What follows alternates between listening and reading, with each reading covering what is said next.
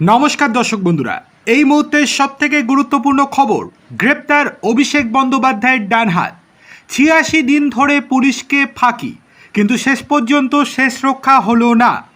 টানা ৮৬ দিন ধরে পুলিশকে ফাঁকি দেওয়ার পর অবশেষে আইনের জালে ধরা পড়লেন বিষ্ণুপুর তৃণমূল কংগ্রেসের যুব সভাপতি তথা দক্ষিণ ২৪ পরগনা জেলা পরিষদের সদস্য রাজীব গাজী ওরফে বাবান।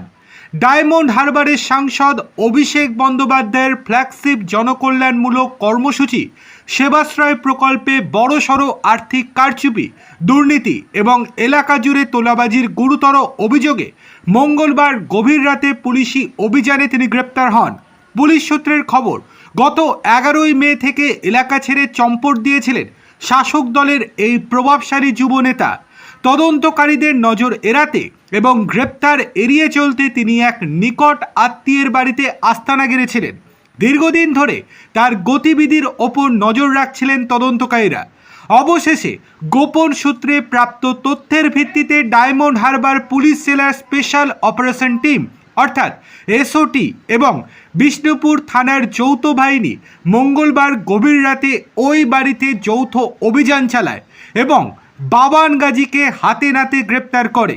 তদন্তকারী আধিকারিকদের মতে বাবান গাজীর বিরুদ্ধে মূল অভিযোগ ডায়মন্ড হারবার লোকসভা কেন্দ্রের অন্তর্গত সেবাশ্রয় প্রকল্পের বরাদ্দ অর্থ তছরূপ এবং ব্যাপক আর্থিক অনিয়ম করা।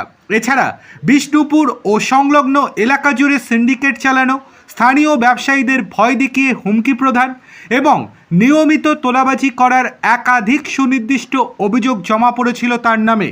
প্রাথমিক তদন্ত ও নথিপত্র যাচাইয়ের পর এই সব অপরাধমূলক কর্মকাণ্ডে তার প্রত্যক্ষ সম্পৃক্ততার শক্ত প্রমাণ পায় পুলিশ।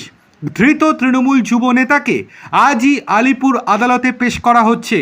সেবাশ্রয় প্রকল্পে তছরূপ হওয়া অর্থ উদ্ধার, ঘটনার গভীরে থাকা অন্যান্য সহযোগী চক্রান্তকারীদের চিহ্নিত করা এবং মূল অভিযুক্তকে মুখোমুখি বসিয়ে বিস্তারিত জিজ্ঞাসাবাদের লক্ষ্যেই আদালতে তাকে নিজেদের হেফাজতে নেওয়ার জোরালো আবেদন জানাবেন বিষ্ণুপুর থানার তদন্তকারী আধিকারিকেরা।